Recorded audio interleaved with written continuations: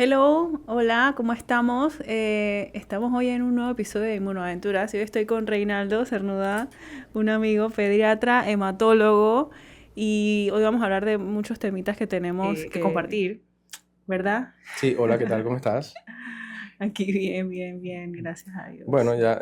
ya como quien dice, es una tarea pendiente. Ya hace rato Ajá. habíamos hablado de reunirnos para discutir un poquito.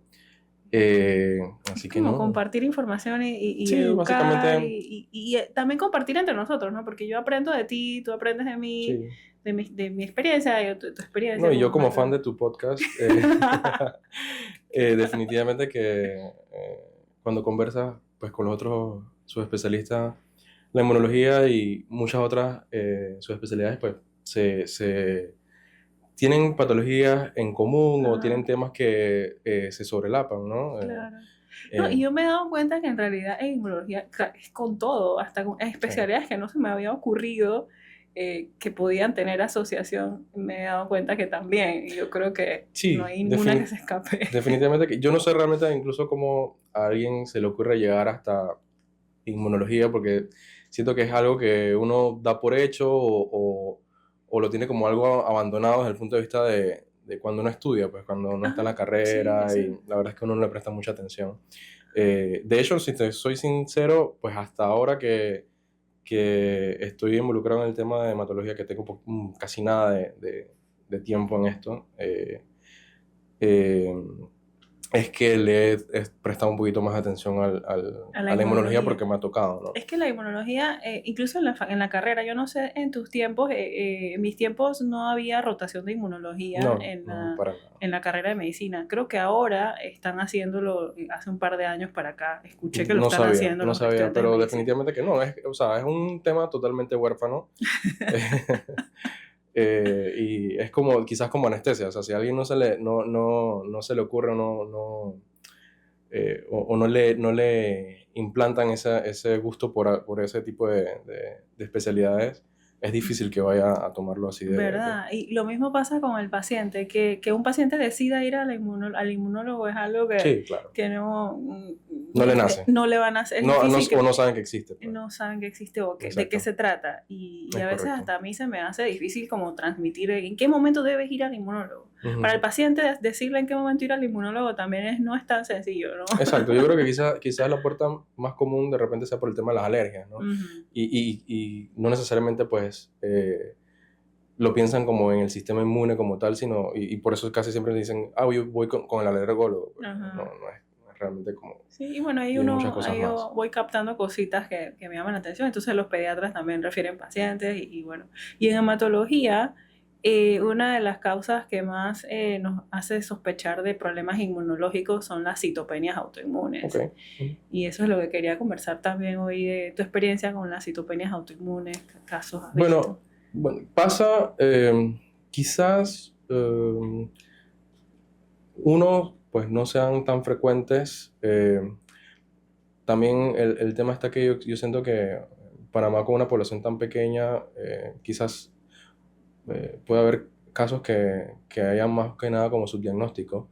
Eh, Citopenias autoinmunes como tal, que yo te digo, y vuelvo y hago la salvedad de que yo tengo muy poquito tiempo de estar haciendo esto, y la especialidad de hematología la hice aquí en Panamá, que obviamente pues limita un poquito el tema del acceso a casos complicados. Siempre se va a presentar uno que otro, pero en un país tan pequeño es difícil que a veces te lleguen casos difíciles. Entonces, que yo haya manejado, que haya tenido diagnóstico como tal, no. Obviamente, pues dentro de las revisiones o dentro del diagnóstico diferencial de la citopenia, siempre hay que tenerlo en mente, pero realmente como tal, no.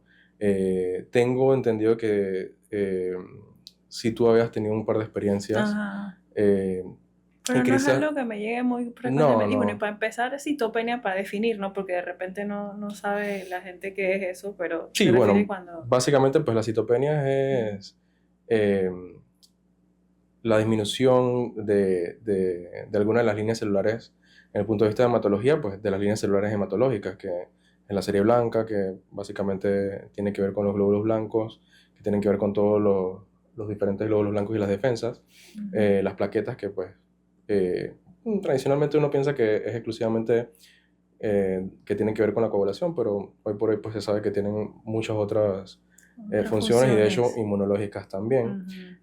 Y la serie roja, ¿no? Que básicamente pues tiene que ver con la hemoglobina, ¿no? Y los glóbulos rojos.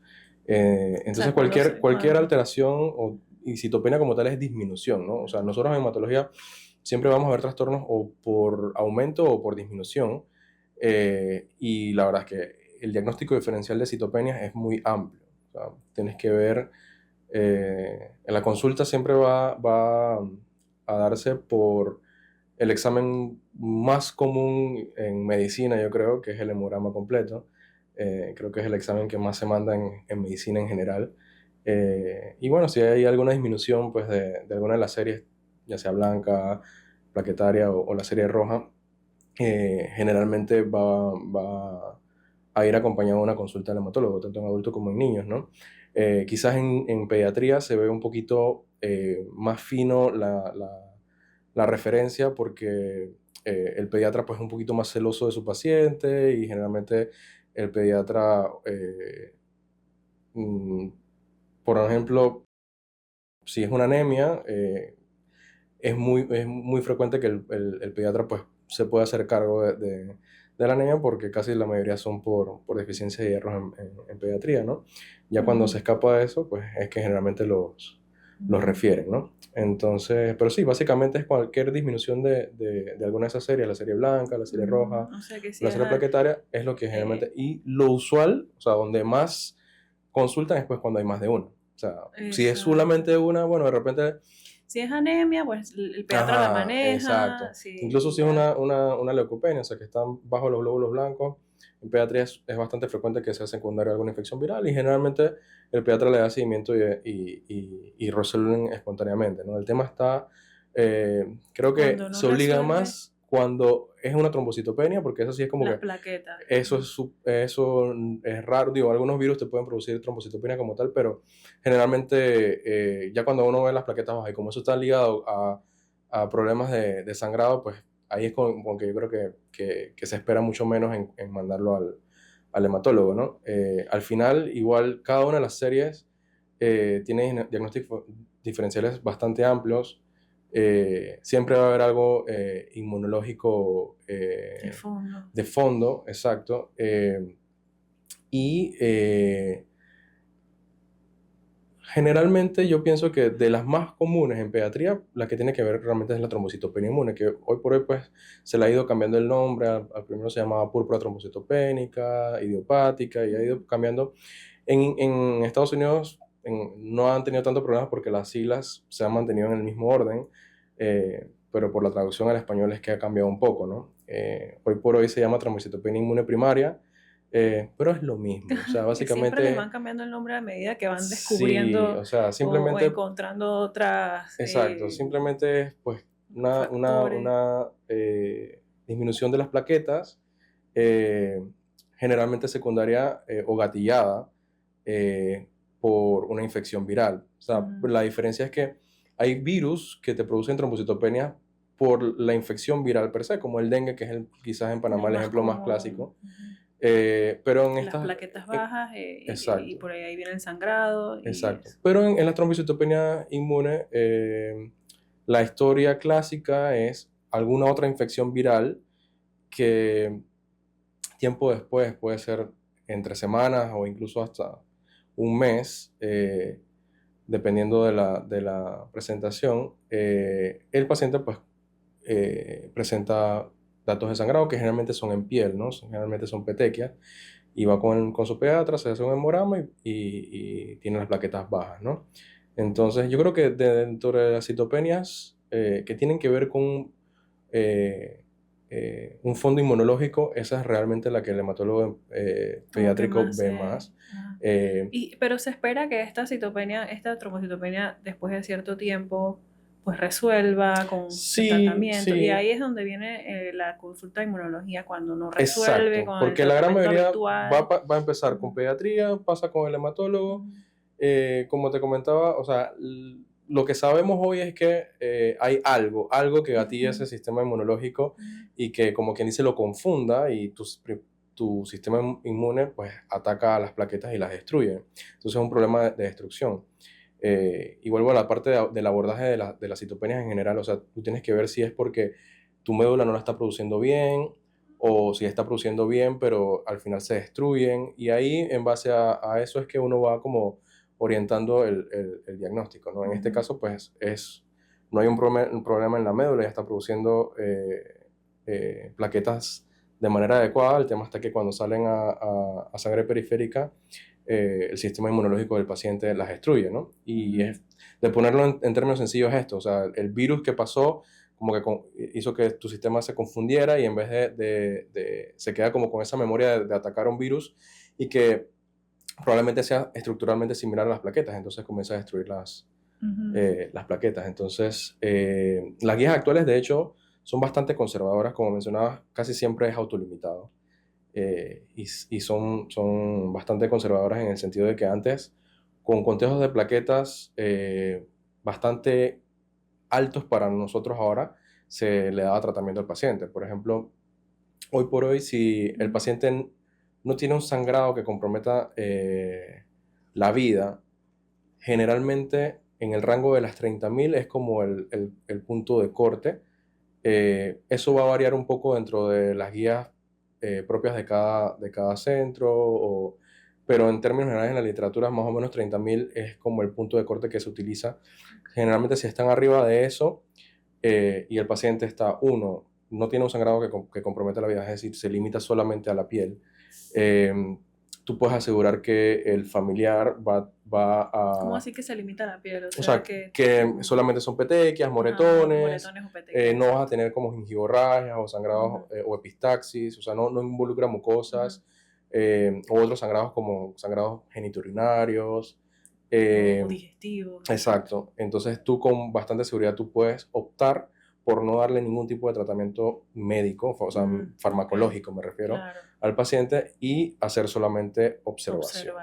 Entonces tienes que tener esas características, pues también garantizar que tú como tener esa intuición de que el padre se fue o el padre, la madre o el familiar, el cuidador en general, no se fue con dudas, sino que se fue con esa certeza de que tenemos un plan, de que hay tranquilidad de que a pesar de que esas plaquetas estén bajas, es poco probable que pase algo. Es educar al paciente en cuanto a eso, aunque a veces por más que uno dice las cosas, a veces los pacientes y los papás se estresan mucho, pero bueno, es un trabajo ahí de... Sí, entonces, y al final digo, la diferencia entre eso y dar tratamiento no es tanto, es básicamente eso, que tú hayas establecido la confianza con el paciente y con el familiar.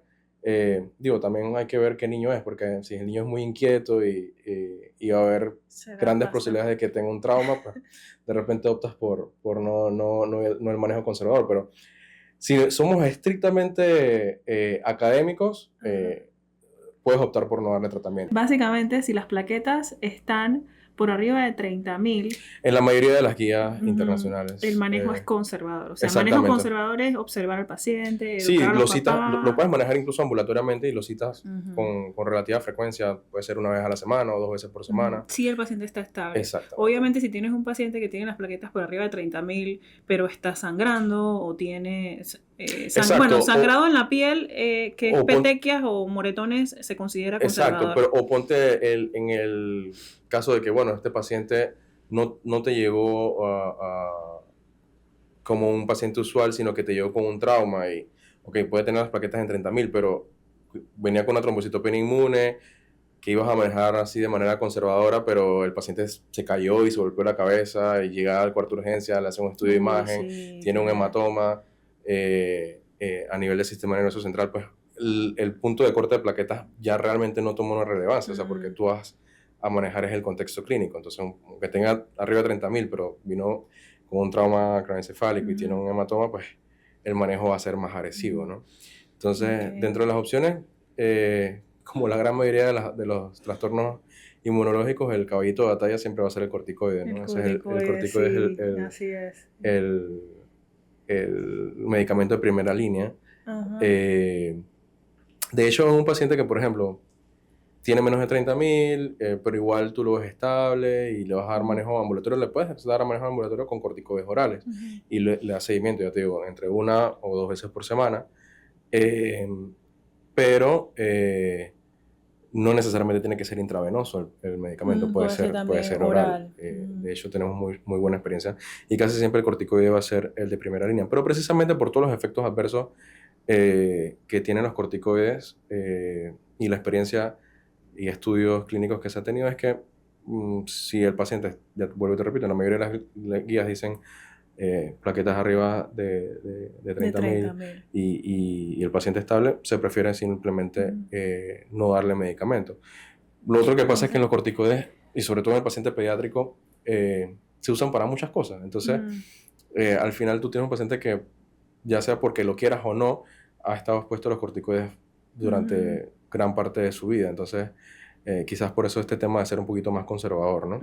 Generalmente después del corticoide, si no hay una buena respuesta, podemos utilizar inmunoglobulina humana como parte del tratamiento. Claro.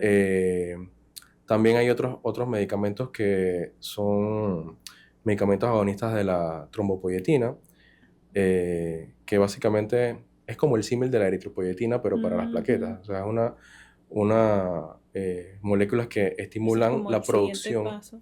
Ese fue el tratamiento que estuvo recibiendo el paciente que tuvimos en común Exacto, recientemente. exacto, que estaba con el trombopac. Ajá, exacto. Exactamente. Y bueno, ahora está recibiendo otro, que son las inmunoglobulinas. Sí, en el mercado hay 2 medicamentos que son estimulantes de la trombopoyetina, que es el trombopac 1 y el romiplastin es otro. Uno es subcutáneo, que es el romiplastin, y el trombopac, que es oral. El trombopac también tiene dentro del inserto indicaciones no solamente para trombocitopenia inmune, sino también para anemia plástica. El romiplastin, en cambio, sí es solamente el inserto por ahora, solamente es para trombocitopenia inmune refractaria. Y bueno, vamos a lo de refractaria y ya finalmente aterrizar con el tema de autolimitado. Sí, Casi todos van a ser autolimitados, ya sea que lo trates con primera línea como corticoides o que solamente le des estamos hablando seguimiento. De inmunes, todos los que son inmunes, ¿no? Que ya sea inmune, las trombocitopenias inmunes pueden ser secundarias a un virus o algo, o puede ser primaria también, que es donde vienen los errores innatos de la inmunidad. Exacto, que es exactamente. Donde que ahí es donde entrarías tú. O sea, si por ejemplo, y probablemente es donde haya que referir a la gran mayoría de los pacientes que entran en trombocitopenias crónicas. Todos estos medicamentos que te mencioné, bueno, realmente dependiendo de la definición, o sea, cada centro tiene sus definiciones, y la literatura internacional varía, pero en términos generales, 6 meses a 1 año, ya después de eso ya tú lo consideras que puede ser una trombocitopenia crónica. De hecho, hay algunos estudios 6 meses a 1 año con tratamiento. Con tratamiento adecuado, exactamente. De hecho, hay algunos estudios que buscan como establecer modelos predictorios. La verdad es que tiene mucho que ver con este tema de introducción de inteligencia artificial en el análisis de los datos clínicos y de laboratorio del paciente.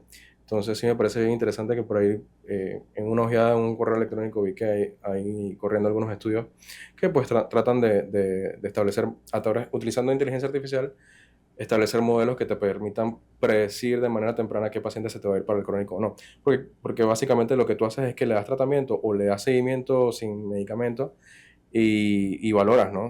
Generalmente la mayoría en 3 meses va a resolver. Sí. Hay unos que se van a ir hasta los 6 meses, pero realmente si ya se van más de 6 meses, lo más probable es que ese paciente sea crónico. Porque ¿qué va a pasar después de los 6 meses? Muy probablemente pues va a haber como esa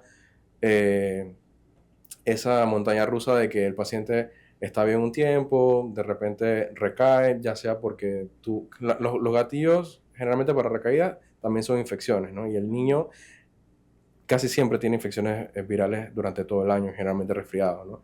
Y a veces hay pacientes que incluso un resfriado le gatilla una recaída. Entonces, ya después de los 6 meses va a venir esa subida y bajada de recaídas, el paciente en algún tiempo va a estar bien y ya uno piensa, ok, va a salir de esto y de repente viene con una recaída de nuevo de las plaquetas bajas y tienes que iniciar tratamiento de nuevo. Entonces, por eso es que se habla que después de los 6 meses ya tú puedes hablar de que ese paciente vaya a entrar haciendo una trombocitopenia crónica, aunque la definición estricta en la mayoría de las guías es después de un año. Pero por eso te hablo del tema de los 6 meses. tratamiento. ¿Y qué grupo de edad, más o menos, qué grupo etario ustedes ven esto más frecuentemente, estas citopenias o estas trombocitopenias? Bueno, realmente En la edad escolar, en las me edades parece, escolares ¿no? es lo En más común. preescolares es raro que Es un muy raro en los preescolar, preescolares, aunque generalmente el preescolar es el que más se resfría y más infecciones tiene, Sí, pero pero es poco no sé, frecuente. Generalmente lo vas a ver más en el escolar. Igual, también en el adolescente también se adolescente puede ver, y hasta pero el grupo adultos. escolar también es como el más común. Ujú. Entonces, yo pienso que realmente, uno no lo suele referir porque, ok, ya sabes que es crónico, hay un tratamiento, pero a veces como que te quedas hasta ahí. Y si no investigas, de que, ok, pero ¿y por qué? Eh, y por lo menos desde el punto de vista de hematología, las herramientas que tenemos para diagnóstico no nos van a dar una respuesta de por qué. O sea, porque yo pudiera ampliar un poquito más el estudio y hacerle una citometría de flujo de plaquetas y eso me va de repente a decir que tengo anticuerpos contra proteínas de la superficie de las plaquetas. Marcadores y esto. Ajá, pero al final no me da una génesis. Yo Ajá. estoy pensando y estoy asumiendo Y esa es la parte que más que, Ajá, exacto, hablamos ahora. que fue alguna infección viral Sí. que produjo esta alteración en el sistema inmunológico, pero la gran mayoría de los hematólogos, honestamente, nos quedamos hasta ahí. ¿Por qué? Porque tienes un tratamiento, o sea, tienes Sí. algo que ofrecerle al paciente y bueno, simplemente que ya no lo vas a seguir tan cortito como 3 a 6 meses, sino que ya probablemente te vas a quedar con Y así él muchos pacientes. muchos Esa es la años, parte e bonita incluso de lo vas a migrar a la medicina edad adulta. adulta y se quedan así por mucho Exactamente, tiempo. Esa es la parte que a mí me gusta de la medicina, el investigar el porqué, esa parte que de cuando decíamos en la residencia que a un paciente le cayó la ciencia. Exacto. Cuando tú te pones a investigar hasta la quinta pata del gato. Sí, te entiendo. Eso es bonito, eso es bonito, pero realmente si tú y es un tema a veces de no hablar o de no conversar tanto entre sus especialidades, ¿verdad? porque si yo no sé que tú le puedes ofrecer algo en cuanto a diagnóstico o incluso a manejo, yo no te lo voy a mandar porque yo no sé que tú haces eso, por ejemplo. Exacto. Entonces, no se te va a ocurrir que la inmunóloga tiene algo que ver con una que tienes algo citopenia. aunque deberías, porque estás pensando que la génesis es inmune, pero como no está en las guías o no está en la rutina de uno, No, a pero veces no por lo lo haces. menos estas citopenias autoinmunes como manifestación de errores innatos de la inmunidad es algo relativamente nuevo. Claro. Probablemente porque comenzaron Ajá. a prestarle atención y es algo que quizás siempre ha existido, pero Ajá. como todo, si no le prestas atención, Exacto. pues es difícil. Incluso se habla de que estos pacientes tienen generalmente, cuando son errores innatos de la inmunidad que se presentan con citopenias autoinmunes, son pacientes que a la vez tienen problemas de infecciones a repetición. Pero hay casos en donde solamente es la citopenia autoinmune. Claro. Pero son los casos más raros. Entonces, generalmente es un niño que tiene historia de neumonías a repetición o problemas de otro tipo de infecciones intestinales o otro tipo de infección. Que quizás por eso lo obliga a que vaya con inmunología, pero no necesariamente como tú dices, cuando la única manifestación es la citopenia. Puede ser la citopenia solamente, exacto, porque al pasar los años puede que se presente otra cosa, otra manifestación. Claro. Entonces, antes de que llegue a ocurrir otra manifestación, es mejor pensar mal desde el principio. Claro, tiene sentido porque, por ejemplo, y qué bueno que empezamos hablando por la trombocitopenia, porque yo creo que es el ejemplo más clásico donde el hematólogo quizás se vaya a quedar quieto. Porque de repente si tengo afección o combinaciones de anemia con trombocitopenia o anemia con leucopenia, o sea, cuando tengo más de 2 líneas afectadas, es donde de repente uno como comienza a investigar un poquito más, ok, nos podemos ir a investigar, de repente es una leucemia o de repente es una anemia plástica, qué sé yo. Pero en esos casos es algo que viene de la médula ósea. ¿En cuál? O, En la trombocitopenia inmune. ajá. No, generalmente No, ya porque como... estás hablando de, ok, de leucemia y eso. No, eso generalmente, yo te digo, o sea, si tú piensas que es una trombocitopenia inmune, aunque es un diagnóstico de descarte, ya una vez tú llegas ahí, casi que te quedas ahí y no Mm, sigues buscando más allá, mm. en la mayoría de los casos, ¿no? El tema Eh, es que buscar más allá también involucra invertir más tiempo. Entonces, digamos sí, que tú tienes 10 pacientes con trombocitopenia y te dedicas a uno y luego no te puedes dedicar a todos. O sea, sí, es como exacto. que sí, es difícil dedicarle el Sí, tiempo exacto. a veces. Digo, al final, por ejemplo, si va hacia una malignidad, en el transcurso del tiempo te vas a dar cuenta, ¿no? Porque las malignidades pues son trastornos de proliferación clonal que eventualmente te va a tirar alguna Afectar. bandera roja de que no es solamente una trombocitopenia inmune, ¿no? Eh, entonces, quizás yo creo que ese es el ejemplo clásico en el que de repente no obliga esa consulta a inmunología, por lo menos no de rutina. Pero ahora que conversábamos sobre ese caso puntual que me comentaste, yo pienso que no está de más de que ya las trombocitopenias crónicas como tal, por lo menos tenga una valoración inicial y tú me dices, ok, mira, la verdad es que no me parece que va por ahí y es 100% una trombocitopenia inmune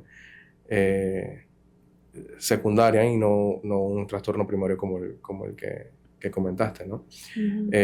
O obviamente, pues, ya ahora que uno tiene como ese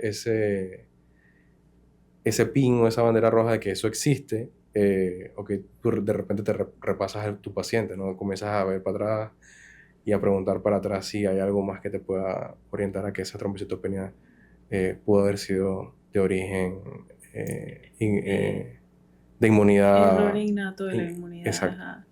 exactamente. Sí. Pero sí, sí. Y ahora que está viendo estos casos así de verdad, bueno, este paciente fue un paciente que, bueno, lo hablé en un episodio pasado también Ujú, de él. Tenía problemas también a nivel gastrointestinal, también tenía problemas respiratorios y bueno, la citopenia fue el gatillante a la consulta conmigo. ujú. Y a ese paciente se le hizo una prueba molecular genética, pues. Entonces, ahí es donde entra el buscar la génesis. O sea, ahí Claro, encontramos claro. todo el core, o sea, el origen de eso. Pero las pruebas genéticas son muy costosas. Sí, claro. Y esa es una de las limitantes más fuertes. Ahora, yo pienso que sí deberíamos tener acceso, mucho más acceso a estas pruebas genéticas. Te digo, Sí. han cambiado. Últimamente los costos de estas pruebas no son tan altos comparado con como eran antes. Ujú, Por ahí esas pruebas ronda alrededor de los $1.000. Antes eso estaba en $5.000 la prueba. Este es un panel genético de inmunodeficiencias que lo estoy haciendo ahora mismo con una fundación que me está donando los kits ujú. pero eventualmente se me va a acabar. Claro. Y bueno, y me da cosa porque da tristeza también porque hay muchos pacientes que tengo la sospecha y realmente al final no sale nada. Sí. Y Pero, como, tú te sientes como que, ay, gasté un kit. Eh, ajá, pero eh, bueno, lastimosamente es ensayo y error, ajá. sí, en un país, bueno, entre comillas, de recursos limitados, porque más bien es como Ujú. más bien como de recursos mal distribuidos. Mal distribuidos, Eh, exactamente. a veces uno se siente esas cosas, ¿no? Porque Ujú. digo, si tú tienes está indicado y tienes la sospecha clínica, no debería darte temor de que, ay, voy a usar ese kit y lo voy a malgastar, entre comillas, si no me Mm, sale sí, no positivo para el sale nada. paciente, ¿no? Ajá. Pero bueno, es parte de la mentalidad que hay que ir cambiando en Ujú. general con la medicina en Panamá. Eh, Panamá tiene una dicotomía de,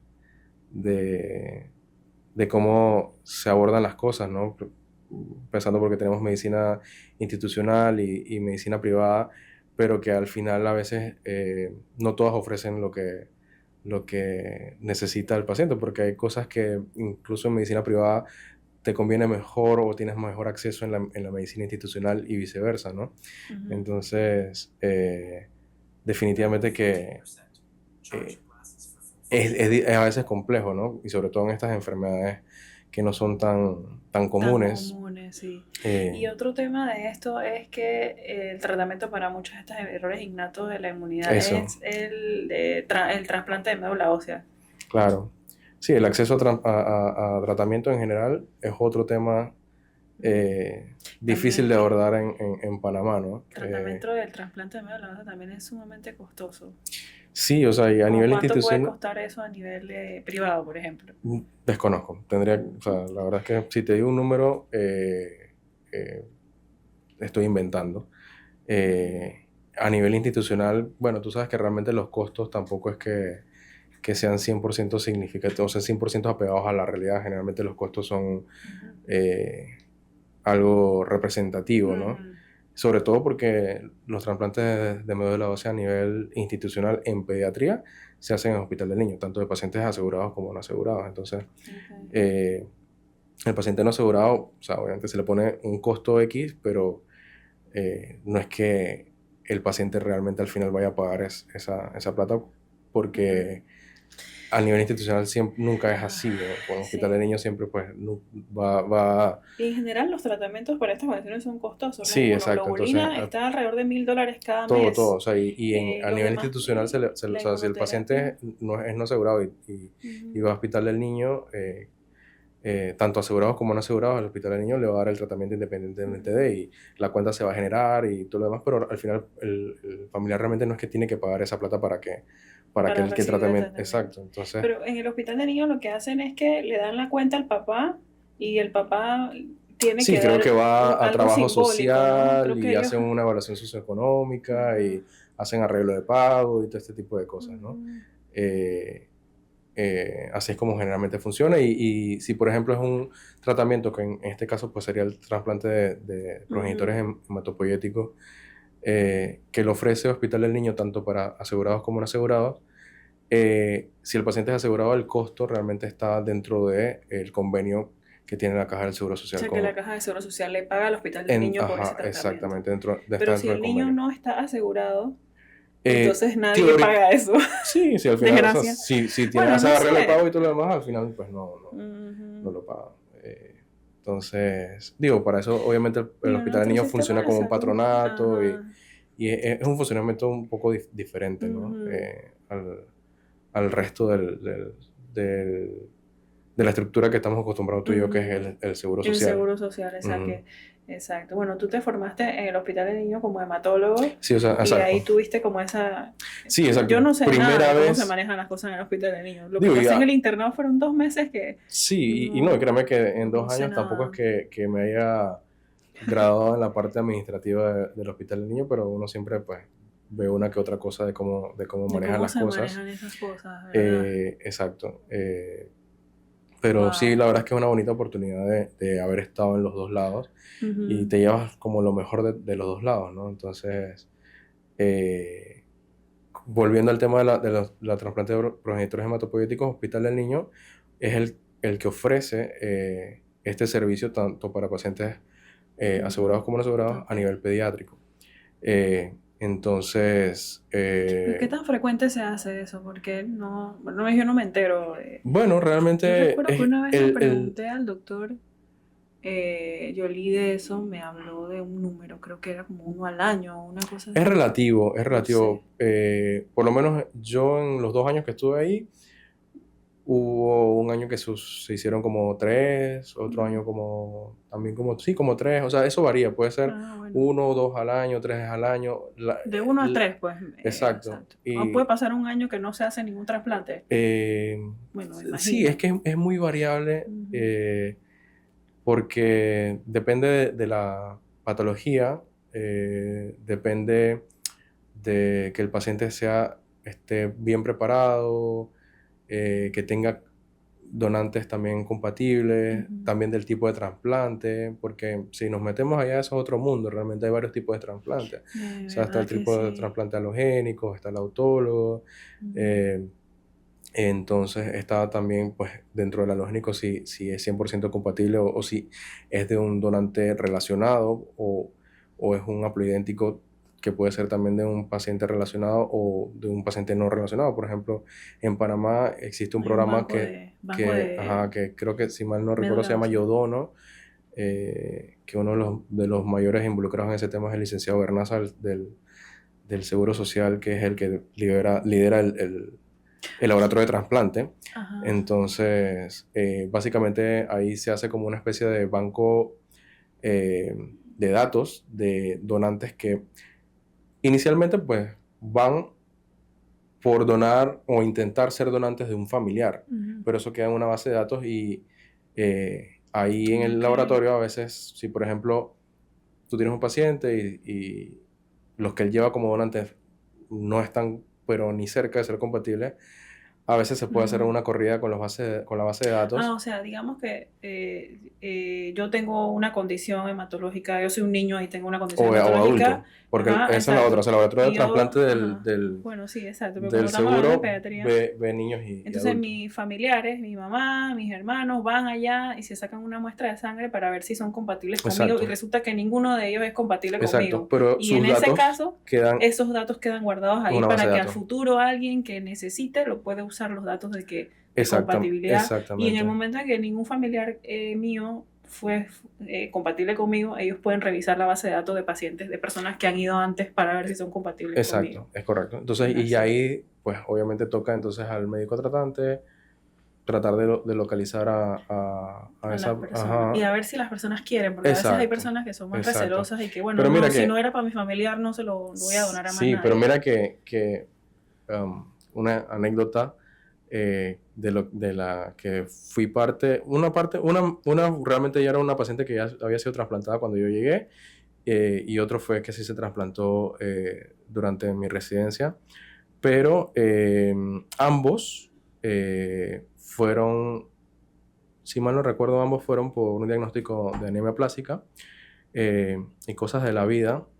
La donante era una persona no relacionada, entonces que se consiguió a través de este programa de base de datos de Yodono, de banco de datos, y cuando se vio que era compatible con el primer paciente, se le preguntó y dijo sí, donó, y el paciente se pudo trasplantar.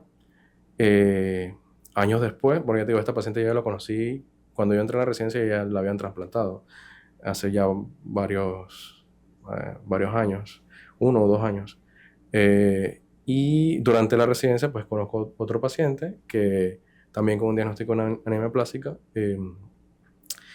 que también requiere un trasplante y lotería, de nuevo, esta persona que fue la que donó en el primer caso, a pesar de no estar relacionada a ningún tipo, ningún nexo familiar, también era compatible con este otro pacientito, y bueno, se le volvió a preguntar que si estaba dispuesta a donar de nuevo y dijo que sí. O sea que Ah, esas cosas pueden pasar, ¿no? y esa persona originalmente había ido bueno, no Sí, sé si sabes, por un familiar, algo sí, así. exacto.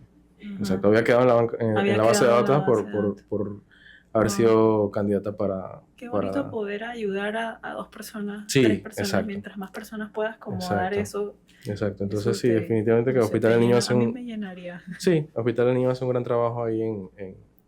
en esa parte, bueno, en todo en general, pero eh, en esa parte puntual no estoy seguro que... Y el plan a futuro es trasplantar más pacientes, pero el tema es este, ¿no? O sea, es muy complicado llevar a un paciente a trasplante. Ujú, Adultos ya tienen mucho más tiempo y mucha más experiencia, como casi todo, siempre adultos nos lleva a la delantera y después ujú. pediatría va ahí detrás. Pero en el futuro, pues, el plan es trasplantar más personas Yo estuve por en año, la trasplantar, o sea, hacer tipos de trasplantes un poquito más complejos. eh, en inmunodeficiencias o en errores innatos de la inmunidad, muchos de los casos se manejan con trasplante de médula ósea. claro. Y yo tuve la experiencia de rotar pues un mes donde veía muchos pacientes trasplantados de inmunodeficiencia. Y de hecho el trasplante de médula ósea para inmunodeficiencia es relativamente más sencillo que para la mayoría de los casos en hematología. Sí, Así me que imagino es que usan algo que... protocolos que no son 100% lativos y No son ese tipo de solo cosas. nativos. Sí, entonces, Ujú. sí, al final lamentablemente, en salud pública como tal, o sea, es un tema de prioridades, ¿no? Y entonces, por ejemplo, esa es una unidad de trasplante que eh, tiene espacios para 2 pacientes, entonces, Mm, y una de las prioridades en términos generales, tanto para los asegurados como los no asegurados, de, de nuestros pacientes hematológicos son las malignidades, son las leucemias, ¿no? Las leucemias, sí. entonces, eh, pues sí, obviamente también uno quisiera como trasplantar tanto A todo lo a que se todo lo que se pueda pueda. trasplantar, pero a veces se le da un poquito más de prioridad pues, a ese tipo de pacientes. Ujú, Eh, ya te digo, hay otros lugares, otros países donde hay centros de trasplantes solamente, que ujú. o sea, se dedican solamente a eso. Entonces, Y cada país tiene sus cosas, tu manera sí, diferente manera de manejar las sí, cosas. En donde yo estudié, ahí el departamento de hematología era el que se encargaba de hacer las trasplantes de médula ósea para todas las ujú, condiciones. Entonces, sí, dentro de hematología, había una doctora que era la encargada de los errores innatos de la inmunidad. Entonces, eso era mucho menos casos, ¿no? Obviamente, el grosso de la consulta de trasplante de médula ósea era trastornos hematológicos. Entonces, claro. creo que era un solo día a la semana que veíamos pacientes de seguimiento de posteriores al trasplante de médula ósea. Problemas de complicaciones, por eso también tienen complicaciones, ¿no? El Exacto, sí, no es inocuo, GVHD, para exacto, nada es nada. inocuo. Y por Ajá. eso también, Una cosa que me acaba de venir a la mente, que no sé si ustedes acá habrán hecho eso, trasplante de médula ósea a través de cordón umbilical. o De, sea, si es una fuente descrita, mm, digo, te puedo de, hablar por la experiencia de los 2 años, ninguno fue de esa fuente en esos 2 años que, es que imagino que no hay base de datos de eh, eso aquí. digo, o sea, están estos lugares, Bancos de bancos sangre, privados bancos que, privados de eso, de exacto, pero casi siempre eh, esos son como cordón son privados, esa es umbilical. para la persona, ¿no? O Ujú, sea, todo este tipo ujú. de centros Sí, que ajá, es como que comprar un seguro, ¿no? O sea, mm, eh, y obviamente eso no sí, está dentro de una base de datos como esto. O sea, acá sí, cuando generalmente la una, base de datos se genera porque los trasplantes a nivel institucional se hacen es de progenitores ujú, hematopoyéticos, pero derivados de la médula ósea. ujú. Yo entiendo No. que existen como unos bancos de médula a nivel global o a nivel internacional como grandes, no sé, y Sí, no, exacto. y entonces no todos los países tienen acceso a eso y no es Exacto. Todo gratis eso. depender Mm, por ejemplo, yo he escuchado anécdotas de otros países, por ejemplo, países como China, que tienen un montón de gente, o Japón, que tienen también un montón de gente, tienen, como tú dices, bancos de cordones ujú. y aunque no sean estrictamente pues, relacionados al paciente, están dentro del banco y se pueden utilizar Ah, esos bueno. tejidos, ¿no? Entonces, Y esos casos generalmente creo que son para niños menores de 1 año. Tienen que estar chiquitos porque creo que el volumen no va a ser lo suficiente para un niño grande. sí, el Eso tema con el tiene... cordón como fuente es que es un poquito más errático o un poquito más difícil de controlar la cantidad de células progenitoras hematopoéticas que vas a poder obtener Ah, ok. para poder infundir. Entonces, Ok. el obtenerlas de médula ósea tiene un poquito más de control de la cantidad que Ujú. vas a obtener, ¿no? Sí. Del cordón es un poco difícil como Ujú. asegurar la cantidad de progenitores que vas a obtener. Entonces, pero digo, vuelvo y te repito, todo esto es pura lectura Ujú. y cosas que le he preguntado a la gente que sí se dedica 100% a trasplantes, ¿no? Porque al final, como se trasplanta poco, Otra cosa que... es lo que pude obtener durante los 2 años. Pero digo, Exacto. trasplante de progenitores hematopoyéticos es otro entrenamiento totalmente aparte, Exacto, ¿no? otro entrenamiento aparte. Sí, Y otra cosa, hay otros países, por lo menos en Costa Rica, el trasplante de médula ósea lo lleva el departamento de inmunología. exacto. O Eso sea, al que en todos los final, países es distinto. sí, sí, sí. Aquí sí, ustedes los hematólogos lo llevan, pero no hacen trasplante de otras cosas. Exacto, de otras condiciones, exacto, pues. exactamente. Entonces hay que explorar esa parte, ¿no? A mí me Sí, llama mucho la atención la posibilidad de hacer eso sí, aquí sí. en Panamá, por lo menos Al con final es alguno que cuestión otro como, casito. sí, al eh, final es cuestión como de sentarnos por a el hablar entre bienestar del todos. paciente, por el beneficio del paciente, por ofrecerle una mejor calidad de vida al Sí, paciente, claro, claro, que sí se puede, ¿no? claro, claro, Hacerlo. claro. Y por último quería hablar de la eosinofilia. Bueno, Cuéntame, en pediatría, a mí me refieren muchos pacientes por eosinofilia, sí, pero me imagino que mucho más que a nosotros. y a veces no es, la mayoría de las cosas a veces no tiene que ver con alergia, puede ser infecciones o inflamación o Sí, hasta malignidades también, ¿no? Pero bueno, mira que las malignidades, por lo menos en pediatría, es muy raro.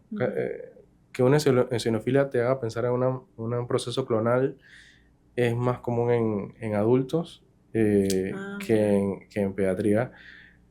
Yo creo que en cuanto a eosinofilia, lo que más comúnmente nos consulta a nosotros es cuando los pacientes se presentan moretones, ¿no? Lo que a veces se describe como la púrpura eosinofílica, ¿no? Que a veces se presentan con estas manchas así como color violáceo en la piel, eh, y nos los mandan pensando más que nada en un trastorno de la coagulación, ¿no?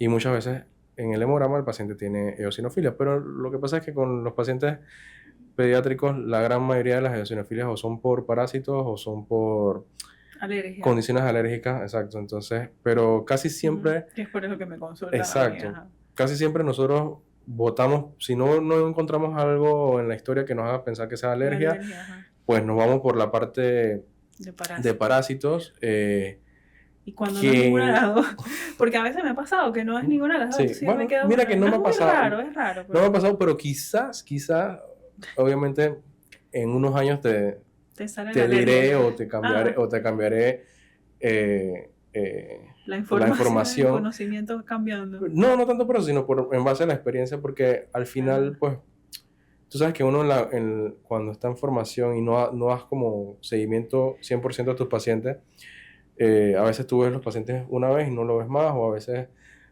lo ves poquito tiempo. Entonces, por ejemplo, si tú ves un paciente, estos pacientes la gran mayoría se manejan en la consulta. Entonces, si dio la casualidad que lo vi en la consulta cuando estaba en alguna de las rotaciones, no necesariamente le pude dar seguimiento. Ujú. Entonces, quizás en el tiempo no fue ni una ni la otra y al final terminaron refiriéndolo a inmunología o haciendo otra cosa. Pero la gran mayoría de los que yo llegué a ver se pensó primero en la parte de que fuera secundaria a parásitos, ¿no? Es lo Y, primero que vas a pensar en pediatría. Y alergia exactamente, después. O sea, bueno, no sé, creo exactamente. que O ahí primero como concomitantemente. que Digo, se la de la pelean alergia, lo todo. que pasa es que tú también con la historia clínica te puedes orientar bastante, Mm, ¿no? Y si definitivamente no hay nada por ahí, tú vas a pensar de repente y en los la parásitos. alergia, ajá. Ahora, mira que Hospital del Niño tiene acceso creo que no lo hacen ahí mismo, pero existe el trámite para hacerlo a serología por toxocara. Mm, Entonces, que ya es un conocido que... parásito raro. ah, No sé. no, realmente digo, para No Toxocara me acuerdo canis, no, mucho. Toxocara canis es Ajá. el parásito que vas a encontrar en la mayoría de las casas que tienen perros, ¿no? Ah, ok. Eh, pero que es conocido que sí, cuando hay una infestación por este parásito, es uno de los que más produce eosinofilia y uno de los que más produce manifestaciones cutáneas de esa eosinofilia. Entonces, Ok. eso es algo que en la práctica durante la residencia vi bastante, que ya te digo, las consultas se generan más que nada por la lesión violácea de la piel, o sea, por el moretón. Ah, Como mira. parecen moretones, lo mandan a hematología, pero a veces no siquiera ven el hemograma o se dan cuenta que el hemograma tiene eosinofilia, sino que lo mandan a hematología porque piensan que es un moretón y piensan que es Un un trastorno de la problema coagulación. de Entonces, las esa es la plaquetas. referencia generalmente. Y cuando tú hablas al paciente, pues no tiene factores de riesgo ni antecedentes familiares que sugieran una, un trastorno de la coagulación, y cuando le haces el abordaje de laboratorio inicial para los trastornos de la coagulación tampoco te impresiona que vaya por ahí, y de repente en el hemograma sí te llama la atención una eosinofilia considerable. Entonces ahí Por lo menos generalmente les mandaban la serología por Toxocara, que eh, Ok. Pero acá, por lo Que menos no acá está en fácil seguro. de Exacto, detectarlo. Por lo menos exacto. en mi caso, en inmunología, pues si no es alergia o parásitos, entonces hay otras preguntas también que yo me hago y que le hago al paciente porque hay síndromes de hiper IgE, de que Ujú, bueno, que hay la IgE está súper elevada, a la vez los eosinófilos elevados y estos pacientes tienen problemas ya genéticos, ¿no? ujú. Síndromes de hiper IgE, esto como STAT3, DOC8, TIC2, entre otros más. Síndromes que se asocian a eosinofilia excesiva y a otras cosas más profundas, ¿no? Claro. Ya, entonces, Bueno, bueno, sí, esas como tú son dices, o cosas sea, que si no es alergia o no es parásito, hay que mandártelo para allá. Si persiste ver con historia de ese... infecciones, fracturas, problemas óseos en general. Y bueno, sí, la verdad que es un mundo el tema de la inmunología y la hematología y hay mucho de qué hablar.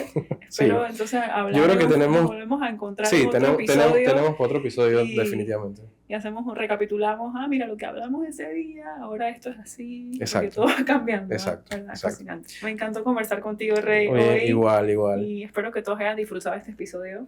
Nos vemos en otro episodio por ahí. Chao. Chao.